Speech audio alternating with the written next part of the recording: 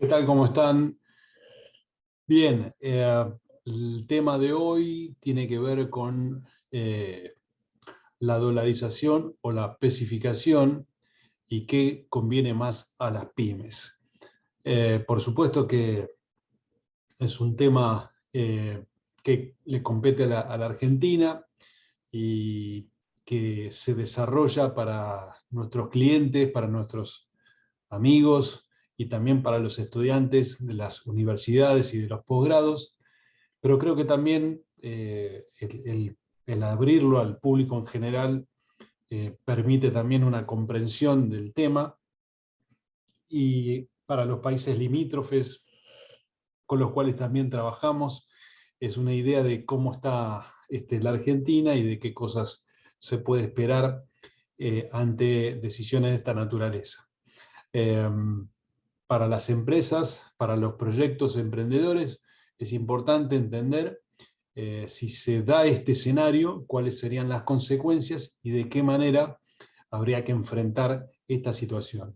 Por eso la pregunta del tema a desarrollar hoy, ¿qué debe hacer la Argentina, dolarizar o no? ¿Y qué va a obtener el emprendedor o una empresa pequeña y mediana?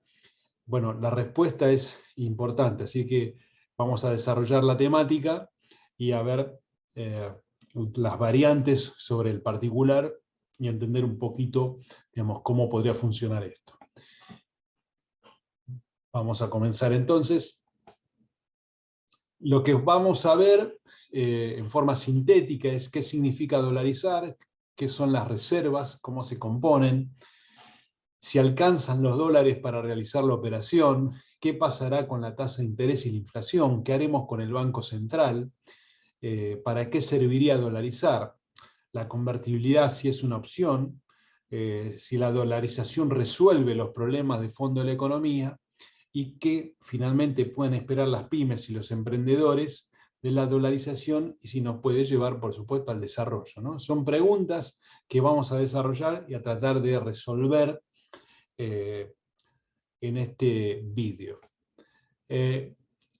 Vamos a dar una mirada desde el management, ¿no es cierto?, desde una mirada amplia desde la ciencia económica en general, ¿no?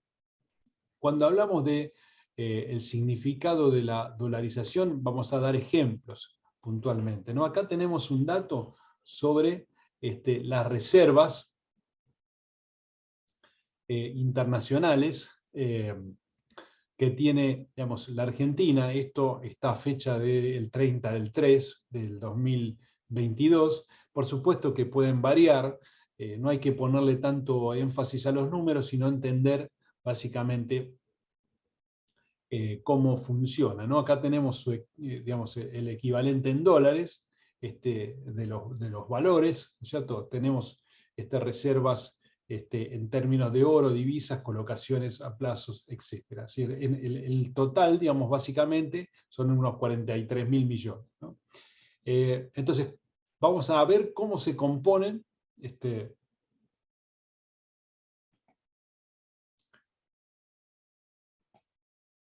y cómo estamos, ¿sí? A valores, digamos, si nosotros tomamos las reservas brutas y tomamos los pasivos, este es el punto que tenemos que revisar a la hora de pensar en una dolarización, ¿no? Es decir, si existen los suficientes dólares para hacerlo, ¿no? Hoy vemos, insisto en los datos, ¿no? Las fechas y los datos pueden variar, ¿no es cierto?, por la dinámica de la economía, pero lo cierto es que las reservas brutas, que acá apuntamos como 37.000, nos muestran con este desarrollo que las reservas netas estarían en cero y que las líquidas netas estarían en menos 4.000. Es decir, que cuando hablamos de la cantidad de reservas que se necesitan, digamos, para poder dolarizar la economía, desde ya que en un cuadro de situación de esta naturaleza, reitero, este video se va a proyectar en el tiempo, ¿no? Lo importante acá es lo conceptual. Con reservas negativas o reservas netas en cero, no se puede dolarizar una economía, ¿no? Esta es la clave, ¿no? Y la estimación da un líquido negativo, ¿cierto? Es evidente, digamos, que es imposible llevar adelante esta operatoria. Ahora bien, ¿cómo se componen las reservas mundiales de los diferentes países, ¿no? Este es un gráfico en el cual podemos observar las proporciones y vemos que los dólares estadounidenses son el elemento, digamos, que compone la mayor parte, ¿no es cierto?, de las reservas de los diferentes países del mundo. La segunda moneda como reserva de valor es el euro, y la tercera es el yen japonés. ¿Sí? Como vemos acá, digamos, la principal moneda, digamos, que abastece las reservas de los diferentes países del mundo son dólares estadounidenses. En cuanto a los indicadores monetarios y financieros, acá lo que podemos ver es cómo se componen, ¿no es cierto?, la base monetaria, porque hay dos elementos que nosotros tenemos que tener en cuenta. Por un lado son las reservas y por el otro lado es el circulante. Es decir, la idea de dolarizar la economía significa tomar todos los pesos y convertirlos en dólares.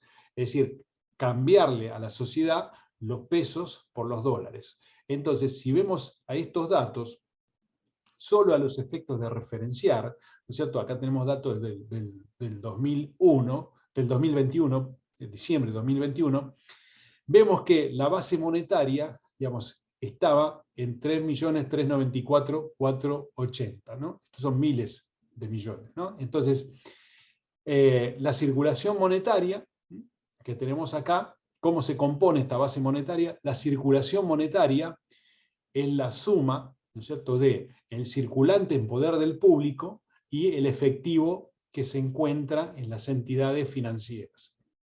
Esto nos da los 2.504.731 de aquí, y con la cuenta corriente en el Banco Central de los 889.749, la suma de estos dos elementos, del circulante y la cuenta corriente, nos da como resultado la base monetaria.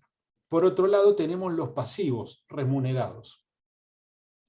Esos pasivos remunerados, que hay que sumárselos, ¿no es cierto?, se componen de pasivos de 1 y 7 días, si sumamos acá 110 y 256.874, esta suma nos da los 2.367.419, siempre en miles, que es el total de los pasivos, de los pases.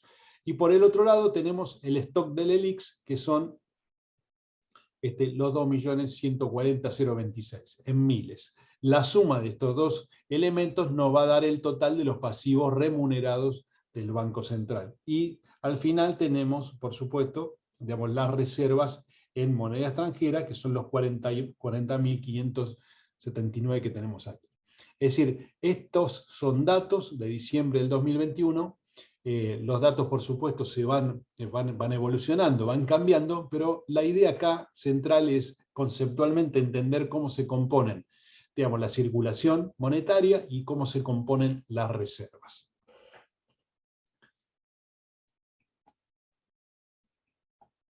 Entonces, cuando hablamos de la base monetaria, fíjense la cantidad de ceros, ¿no es cierto?, que implica, ¿no es cierto?, la cantidad de billetes que tenemos en circulación, y la idea del tipo de cambio. Es decir, dijimos que originalmente es tomar todos los pesos en circulación, ¿no es cierto?, y tomar la cantidad de reservas, ¿no es cierto?, y de esa división surgiría el tipo de cambio de conversión. Es decir, yo tengo que darle dólares a la gente, tengo pesos circulando, tengo que calzar esas cantidades y entonces definir un tipo de cambio que va a ser el tipo de conversión.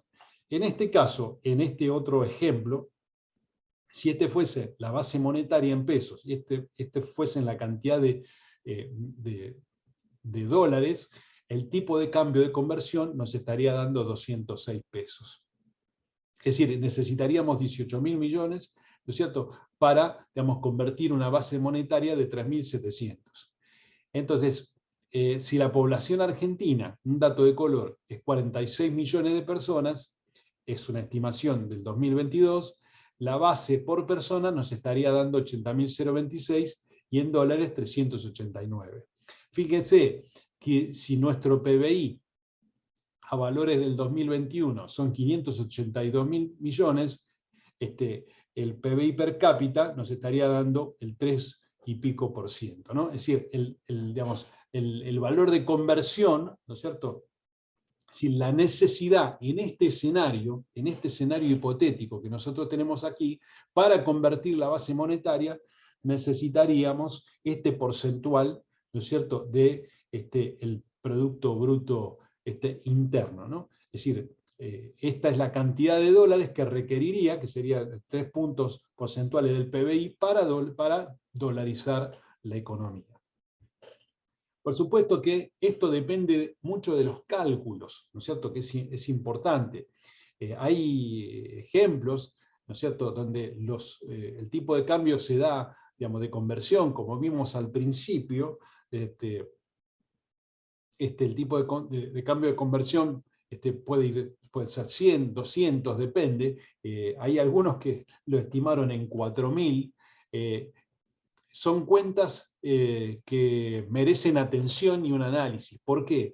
Porque, digamos, el Banco Central tiene activos y pasivos. Es decir, los dólares que están, digamos, dentro del Banco Central, o la posibilidad de convertir papeles en dólares, no significa que sean todos de la nación argentina, ¿no es cierto?, sino que hay aportes a la reserva que son en realidad deuda, ¿no es cierto? Son aportes del Fondo Monetario, ¿no es cierto?, de otras entidades, de fondeo, que son, en realidad, es un pasivo, ¿no es cierto?, que tiene el banco. Es decir, no son dólares nuestros, sino que los debemos. Entonces, si nosotros empezamos a descontarle, digamos, a la base monetaria los pasivos, el tipo de cambio posiblemente suba más, el tipo de cambio de conversión sea mucho más elevado, ¿cierto? En cuanto a al tema de la conversión, faltan dólares, ¿no? Y todo eso, digamos, nosotros lo estamos viendo en nuestra política y nuestras restricciones cambiarias. ¿Qué es lo que ocurre cuando hay restricciones cambiarias? Que es algo también interesante de entender. Cuando hay restricciones cambiarias, funcionan los mercados paralelos, lo que conocemos nosotros como el dólar blue, ¿no es cierto?, el dólar paralelo. Es decir, cuando hay restricciones cambiarias, los dólares paralelos aumentan, ¿no? Aumenta la cotización, porque aumenta, digamos, la demanda sobre esos dólares. Esto implica que si yo tengo un desdoblamiento cambiario, tengo dólar oficial y dólar paralelo, en la medida que haya restricciones cambiarias, esa brecha, ¿no es cierto?, se va incrementando. Es decir, a medida que se vayan demandando más dólares, la brecha, porque el tipo de cambio, va aumentando. ¿Eso qué significa? Al aumentar la brecha entre el tipo de cambio oficial y el tipo de cambio paralelo o el blue, lo que genera esto es un incentivo a adelantar importaciones. Es decir, obviamente que las empresas, ¿no es cierto?, tratan de ahorrar costos al dólar oficial y adelantan las importaciones.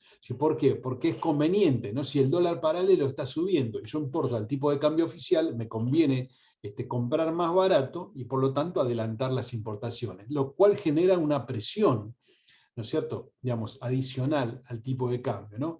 Y el aumento, digamos, del incentivo a liquidar exportaciones por canales no oficiales, obviamente, canales que no sean al dólar oficial. Entonces, esto genera un faltante de dólares. Y en el caso de que si se liberase, digamos, las restricciones cambiarias, eso generaría, digamos, un aumento de la inflación. Es decir, si el dólar oficial, ¿no es cierto?, se llega, digamos, al valor del dólar blue, del dólar, digamos, paralelo, esto generaría, digamos, un impacto inflacionario muy grande, ¿no? Entonces, por eso la política monetaria es muy importante, es facultad del Banco Central, ¿no es cierto?, y analizar estas cuestiones. Si está el Banco Central o si no está, implica, digamos, cómo hacemos para reemplazar estos manejos, ¿no es cierto?, que nos permiten, el manejo monetario de la economía, que nos permite, digamos, una institución como el Banco Central. Por eso esta explicación es interesante a los efectos de entender esto. Hay algunos países que están estudiando, ¿no es cierto?, con el Fondo Monetario Internacional, la admisión de monedas virtuales y digamos, como base, ¿no es cierto?, para la conformación de las reservas, ¿no es cierto? Es decir, de alguna manera, algunos bancos centrales ya están estudiando incorporar como reservas, es decir, la posibilidad de incorporar como reservas estos bloques de información, ¿no es cierto? Lo que hoy comúnmente se conoce como Bitcoin, ¿no? ¿Por qué es esto, no? Porque la moneda tiene diferentes funciones, ¿no? Ustedes saben, es como medio de cambio, básicamente, ¿no es cierto?, para poder definir precios, sería la otra función, y tercero, como una reserva de valor. Entonces, como la gente confía mucho, ¿no es cierto?, o está empezando a confiar dentro de este mundo tecnológico en estas monedas virtuales, digamos, es posible que en algún momento se pase del estudio a la acción, ¿no es cierto?, y posiblemente tengamos algunas monedas virtuales como reserva de valor en los bancos centrales, ¿no? Es un tema que tenemos que tener en cuenta, porque todo esto es muy dinámico y va a cambiar seguramente algunos conceptos en términos económicos. Por eso es importante tomarlos en cuenta. Entonces, ¿qué va a pasar con el Banco Central, ¿no? Una de las preguntas que nosotros hacíamos al principio. Primero hay que tomar en cuenta que hay objetivos básicos de la política monetaria, que esto es importante. O sea, ¿quién va a desarrollar estos objetivos de la política monetaria, ¿no? Es decir, la política tiene como objetivo estabilizar el valor del dinero, es decir, contener precios, prevenir la inflación. También apunta o se direcciona con ciertas medidas al crecimiento económico, a tener un mayor nivel de empleo posible a partir de ese direccionamiento, a evitar desequilibrios en la balanza de pagos, a mantener el tipo de cambio estable. Entonces, de alguna manera esto funciona, digamos, o está implícito en la Carta Orgánica del Banco Central. Entonces, esta política o estos objetivos de política monetaria, de no estar el Banco Central, alguien lo tendría que llevar adelante, ¿no?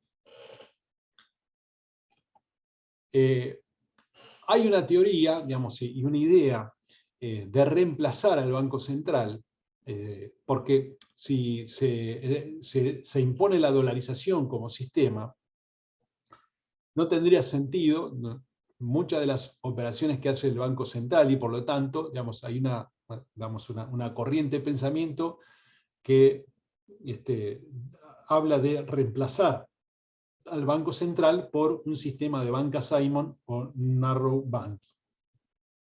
Es decir, ¿qué significa esto? Desaparecido el Banco Central, digamos, los bancos se dividirían en bancos de depósito y bancos de préstamos e inversiones. Y por un lado, los bancos tendrían la facultad de resguardar el 100% del dinero de las personas, serían bancos donde se resguarda el dinero de las personas. Ahí no hay riesgo, ¿no es cierto? Es decir, no se les paga intereses por guardar el dinero, simplemente, digamos, por ahí es el pago por el espacio, pero nada más que eso. Por el otro sí hay bancos de inversión, ¿no es cierto? O sea, habría prestamistas, es un sistema financiero, ¿no es cierto?, en donde entidades financieras y los bancos podrían ofrecer servicios de inversión a largo plazo. Es decir, que de alguna manera la banca se dividiría en bancos de depósito y bancos de inversión, ¿no es cierto? Con este sistema, y ya no teniendo la necesidad de emitir moneda, digamos, el Banco Central y algunas de esas funciones, regulación de comercio exterior, todo eso pasaría, digamos, a manos de otras áreas, y por lo tanto, digamos, se eliminaría el Banco Central. Este sería un planteo, digamos, paralelo, digamos, a la dolarización de la economía. Entonces,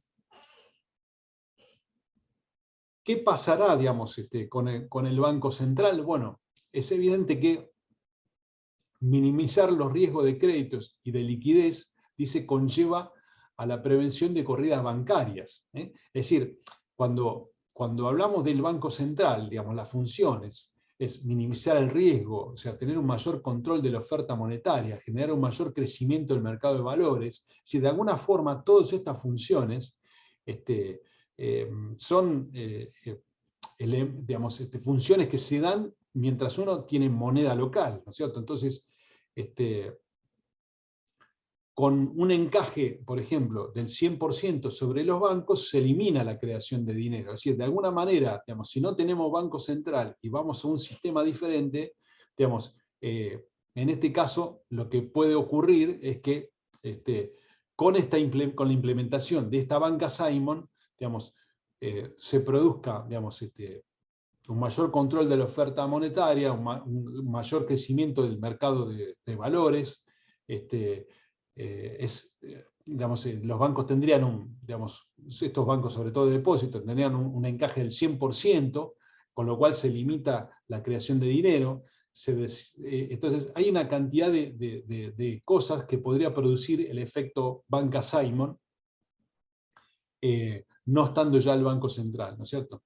Entonces, como decimos acá, digamos, mayor cantidad de la oferta monetaria por parte del BCE o de los bancos centrales, se limita la creación de dinero al impedirle a los bancos otorgar préstamos. Es decir, si nosotros tenemos, digamos, bancos que solamente custodian el dinero, digamos, de la gente, y se limita, digamos, los créditos, ¿no es cierto? O ese tipo de inversiones, entonces tendríamos, digamos, una limitación, digamos, en ese sentido, del fomento del crédito, ¿no? Es decir, ¿quién fomenta el crédito o cómo se generaría el crédito? Que es un elemento muy importante. Usted piense que los bancos, ¿no es cierto?, toman fondos de los privados y esos fondos, algunos o un porcentaje queda como encaje y el resto, ¿no es cierto?, el resto genera dinero, digamos, de segunda generación, digamos, valga la palabra, ¿no? O sea, a partir del crédito generamos más dinero, ¿no? Entonces los bancos utilizan, digamos, el dinero digamos, de los clientes para, digamos, prestarlo y así generar y recrear el crédito. Entonces, si no está el Banco Central, digamos, va a haber una restricción en ese sentido, y esa función tendrá que ser cubierta de otra manera. Entonces,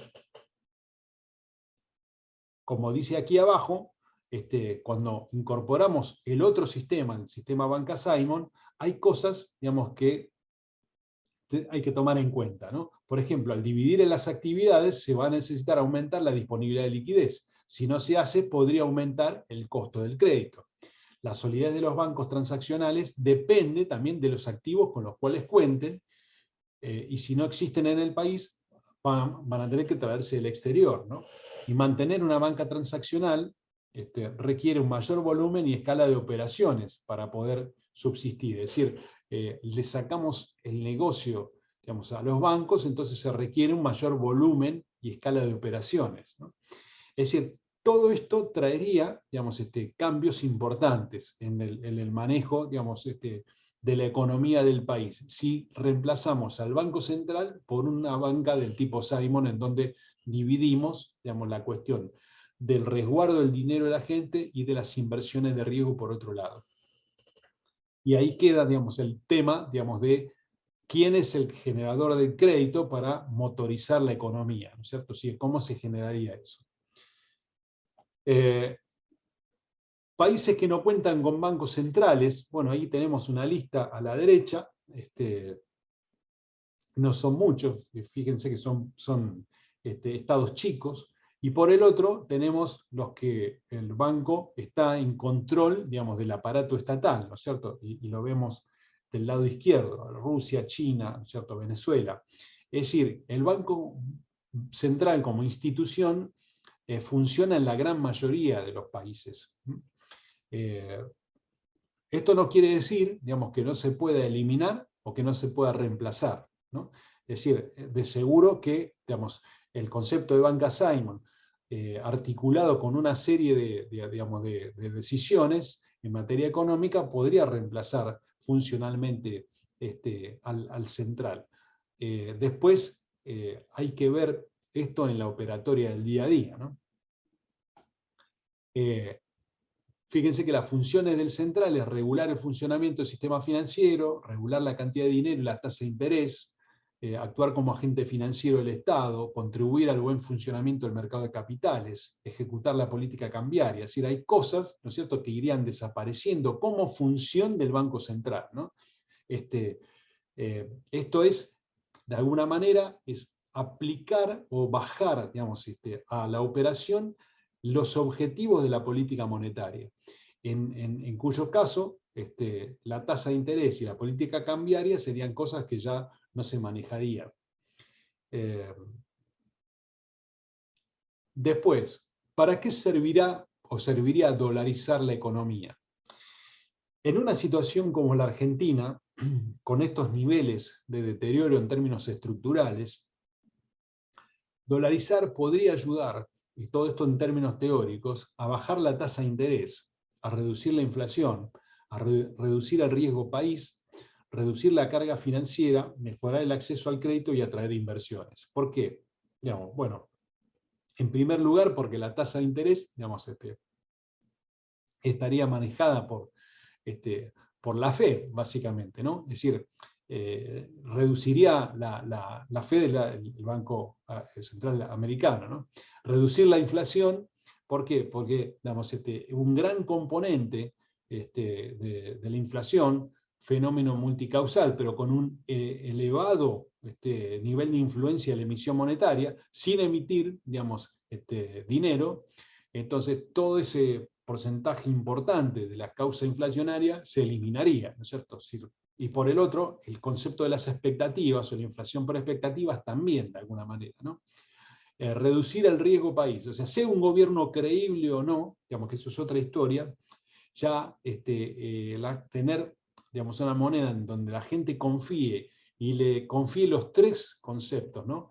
Digamos, el medio de cambio, ¿no es cierto? Y digamos, el intercambio de bienes, ¿no es cierto? La capacidad de fijación de precios y por supuesto, digamos, la reserva de valor. Si ya el dólar tiene todas estas tres funciones, ¿no es cierto? La gente ya digamos, lo asume como reserva de valor y además podría tener estas dos otras funciones, entonces eso reduciría la inflación y por supuesto también reduciría el riesgo país. Es decir, bajaría los puntos del riesgo país porque, digamos, tendríamos tasas a nivel de bonos americanos y por lo tanto la reducción del riesgo país podría reducir, por supuesto, la carga financiera, ¿no? Los intereses serían menores, incluso, digamos, cuando uno pide, digamos, fondos al exterior, ¿no? Es decir, esto tanto en términos de los gobiernos como también de las empresas que necesitan, digamos, financiar sus actividades. Mejora el acceso al crédito en ese sentido, ¿no es cierto? En ese sentido, y atrae inversiones, porque a pesar, vuelvo a repetir, de los gobiernos y de cómo se manejen los gobiernos, de alguna manera, digamos, cierta previsibilidad en el manejo de las cosas, al ya no tener un elemento, digamos, distorsivo como la máquina de imprimir billetes, generaría, digamos, inversiones. Es decir, los flujos de fondos, ¿no es cierto?, los dólares que están debajo del colchón de los argentinos podrían, digamos, emerger, ¿no es cierto?, y volcarse al mercado. ¿Por qué? Porque ahora todos nos estaríamos manejando en dólares. Estas serían, digamos, teóricamente las ventajas que nos podría generar la dolarización. Una opción era la convertibilidad, era una alternativa. Hay que tomar en cuenta estos números. La convertibilidad en la época del año, en los años 2000,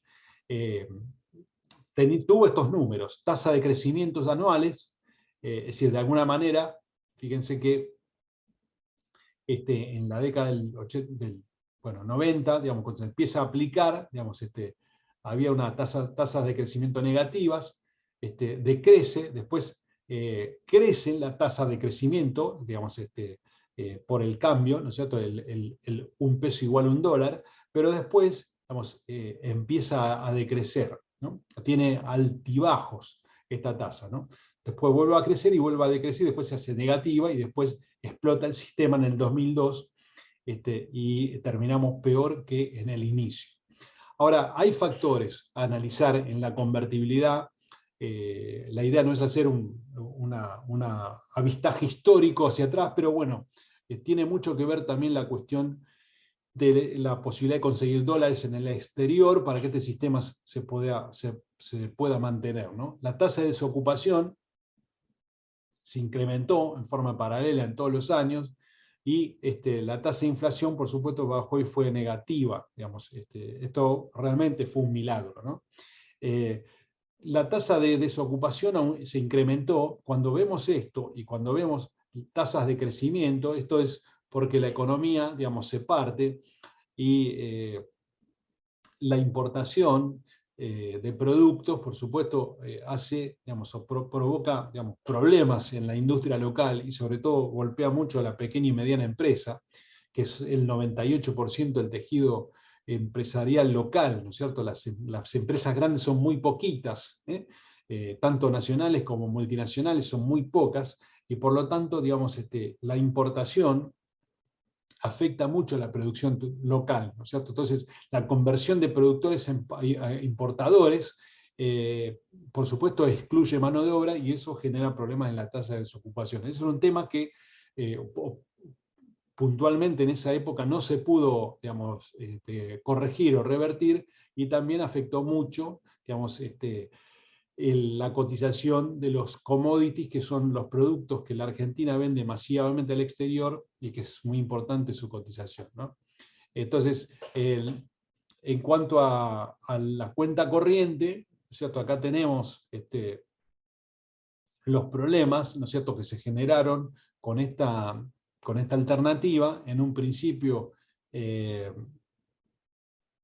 y las variables, digamos, las reservas eran positivas, ¿no es cierto? Después, al final del periodo, fueron extremadamente negativas, porque, digamos, evidentemente, para sostener el sistema y convertir pesos a dólares, se requieren dólares. Ese es el punto, ¿no? Entonces, si yo, digamos, con este tipo de cambio, fijado 1 a 1, genero más expectativas de negocios hacia la importación, y hacia el turismo internacional, ¿no es cierto? Si me van dólares, y si yo no lo puedo compensar en términos comerciales con mis exportaciones, porque además el precio de los commodities en esa época estuvo muy abajo, lo que tengo es un desbalance digamos, en las cuentas, ¿no es cierto?, en las cuentas del exterior. Por lo tanto, digamos, voy a requerir, si no lo puedo compensar por cuenta corriente, necesito préstamos, necesito dólares que me vengan del exterior, y por lo tanto, digamos, se generan problemas de endeudamiento externo, etc. Ese fue el problema de la convertibilidad, ¿no? Entonces, por eso, de alguna manera, esta alternativa no estaría, digamos, siendo viable hoy, y se pensaría directamente en la conversión a dólares, ¿no? En tomar dólares, y no en pensar en un sistema de conversión, digamos, a un tipo de cambio determinado. En cuanto a las exportaciones, es importante entender que el sector agropecuario representó el 63% de las exportaciones en el 2019, y que, digamos, de alguna manera, si uno se fija en este cuadro, el impacto, ¿no es cierto?, de los productos primarios y agropecuarios de manufactura es muy grande, y en menor medida la manufactura de origen industrial. Esto significa que la economía argentina requiere de dólares, y que esos dólares se hacen a través de productos commodity.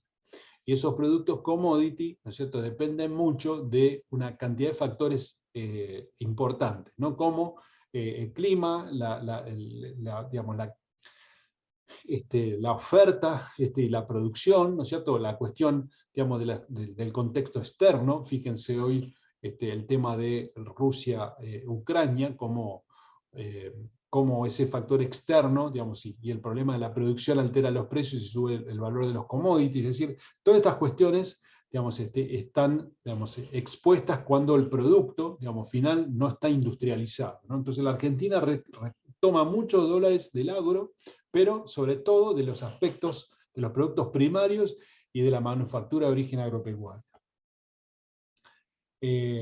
En cuanto a la inflación, y es uno de los elementos por los cuales se piensa en la dolarización, es muy fuerte. la inflación de marzo es récord en 20 años, y es una inflación, digamos, que si uno lo ve desde el punto de vista del nivel de precio general, es 6,7, pero hay inflaciones sectoriales, ¿no? Si uno va al INDEC y ve, digamos, la inflación en alimentos, va a ver que en algunos casos, ¿no es cierto?, incluso de los elementos de la canasta, podríamos llamarle básica, de las personas, porque también el vestido y el calzado son elementos básicos, ¿no es cierto?, han aumentado muchísimo más que el término promedio.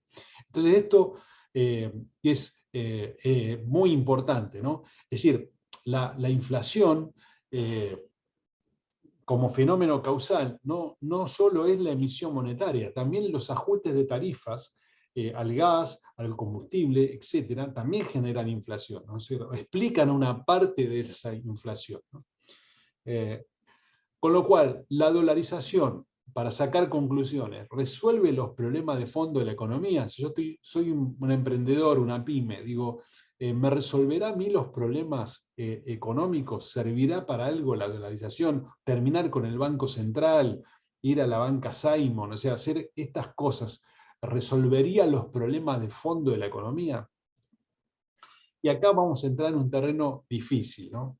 Es decir, fíjense en esta pirámide. Nosotros tenemos valores y principios, tenemos instituciones y tenemos economía. Es decir, ¿qué significa esto? En un video posterior vamos a trabajar sobre cuáles son los problemas reales de la Argentina y si esto tiene que ver con lo económico, ¿no?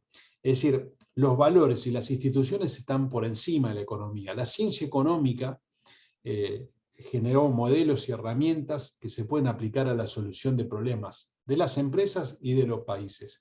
Ahora, la economía, digamos, no funciona solo. Es decir, funciona bien si las instituciones funcionan bien, las instituciones funcionan bien si nosotros tenemos y hemos adoptado los valores y los principios correctos. Si no, la economía no puede funcionar de manera adecuada.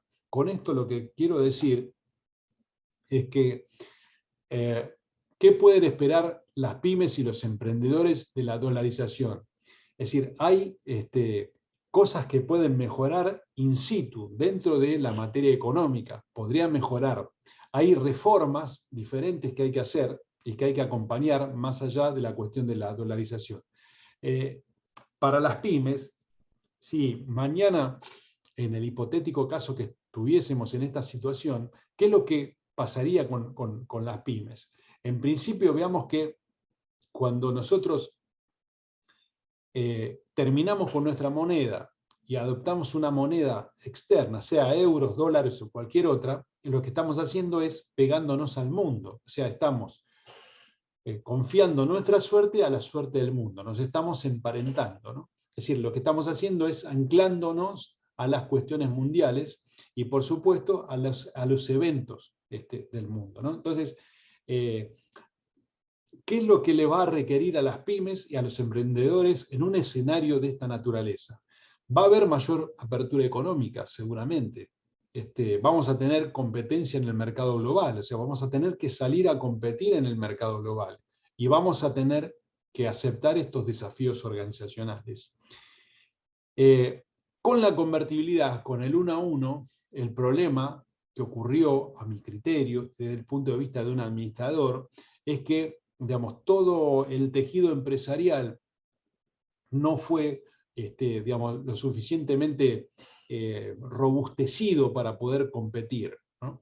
Y en este caso pasaría algo similar entre comillas, porque, digamos, si la Argentina dolariza, va a incorporar seguramente inversiones, tanto locales como del exterior. Va a haber un cambio importante, ¿no es cierto?, un cambio muy profundo, pero también vamos a quedar vinculados con el mundo, ¿no?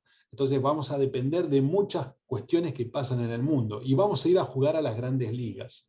Y para competir, digamos, en las grandes ligas, necesitamos sortear esos desafíos organizacionales. Es decir, las pymes, los emprendedores, las empresas de familia necesitan, más allá de la consideración de los gobiernos en términos de política, de sostenimiento, ¿no es cierto?, de estas unidades productivas y generadoras de empleo, Más allá de eso, que se necesita, reformas de fondo, necesitamos de la profesionalidad, de la productividad, de la innovación, del planeamiento estratégico. Es decir, las organizaciones no pueden seguir, digamos, dilatando este proceso de profesionalización, que no es solamente digitalizar la economía y los procesos de la empresa, sino que es apuntar realmente a entender qué es la productividad, cómo innovar, cómo incorporar la innovación como un proceso sostenido en el tiempo y cómo incorporarlo como concepto de planificación estratégica. Si esto no es así, va a ser difícil competir con empresas digamos, de calidad y de categoría mundial que manejan muy bien sus costos, manejan muy bien su imagen, su identidad, y que son, digamos, parte de una economía formal mucho más potente, digamos, que la nuestra, ¿no? Nuestros países son países, digamos, subdesarrollados, y es muy difícil, ¿no es cierto?, competir con empresas de países desarrollados. Por otro lado, en el mundo se observa, ¿no es cierto?, como vemos acá, un mayor crecimiento, ¿no es cierto?, de las deudas. Es decir, la emisión monetaria es un problema del mundo hoy, producto del COVID. Entonces, hay, digamos, indicadores que nos dicen que las deudas están en unos máximos históricos, con lo cual eso también genera, digamos, problemas de volatilidad en el mundo, porque hay temor sobre si esas deudas se van a pagar, se van a poder pagar o no, y eso podría generar movimientos, digamos, en términos de los valores del euro, del dólar, de las tasas y todo eso, digamos, repercutiría en una Argentina abierta al mundo, ¿no es cierto?, si no tiene una contención, ¿no es cierto? Una contención de dos vías. Los gobiernos por un lado, pero por el otro lo que tenemos que hacer nosotros adentro de nuestras organizaciones, ¿no? Fortalecerlas para poder competir con el mundo. Finalmente, ¿la dolarización nos puede llevar al desarrollo? La realidad es que la respuesta es concretamente no. ¿Por qué? Porque es una herramienta. Digamos, la ciencia económica ha generado un montón de herramientas que pone a disposición, como dije, de los países y las empresas. Ahora, la herramienta por sí misma no nos lleva al desarrollo. Es decir, es una herramienta más que podría funcionar, que hay que verla trabajar en el tiempo, pero también hay que ver cuáles son digamos, las reformas estructurales que se tendrían que hacer en la Argentina para que funcione. Y incluso con las reformas estructurales es un instrumento y no es la solución de fondo. Es decir, una sociedad sana nos lleva a una economía sana. Si eso es lo que, digamos, lo que nosotros tenemos que analizar, ¿no es cierto? Si nosotros tenemos una sociedad enferma en términos de principios, valores, cultura y educación, es difícil que de ese tipo de sociedad se produzca una economía sana, ¿no? Es algo que no correlaciona, ¿no? O sea, tener una economía pujante, ¿no?, que va para arriba, que se desarrolla, ¿no?, con una sociedad que se autodestruye. Es raro encontrar eso, como también es raro encontrar una sociedad sana, que crece, que es pujante, que va para arriba, con valores, principios fuertes, con una cultura y educación sólida, y una economía que se cae a pedazos. Es raro encontrar países que estén en estas circunstancias. Todos los países tienen problemas económicos, todos seguramente, pero esta correlación es lógica y digamos, en la Argentina esto no ocurre, ¿no? Por eso la dolarización no es la solución al desarrollo, pero como herramienta, si se implementa, podría ayudar, ¿no? En realidad, la Argentina podría funcionar bien con su sistema actual, no necesita hacer un cambio, digamos, de este tipo o de esta naturaleza, si se manejase bien, ¿no es cierto? Pero para eso necesita funcionar bien los valores, bien las instituciones y la gente que las maneja, ¿no es cierto? Y si eso funciona, funcionaría bien la economía, con lo cual, digamos, ir a estas herramientas extremas no sería necesario. Pero bueno, hoy es necesario, lamentablemente, porque todo lo demás no funciona. Esta es la conclusión final. Y para terminar, digamos, recomendarles el libro planeamiento estratégico y control de gestión sustentable, creando pyme con futuro.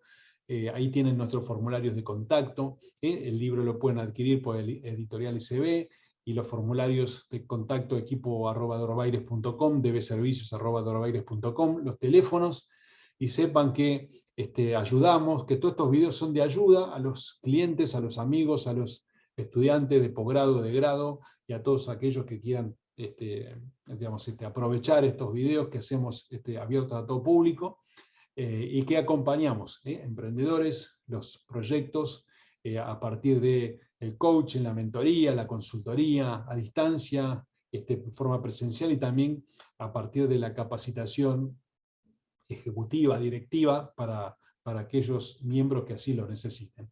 Así que bueno, muchas gracias por todo, espero que les sirva el material, que sea útil, y si Dios quiere nos estamos viendo en el próximo video. Muchas gracias.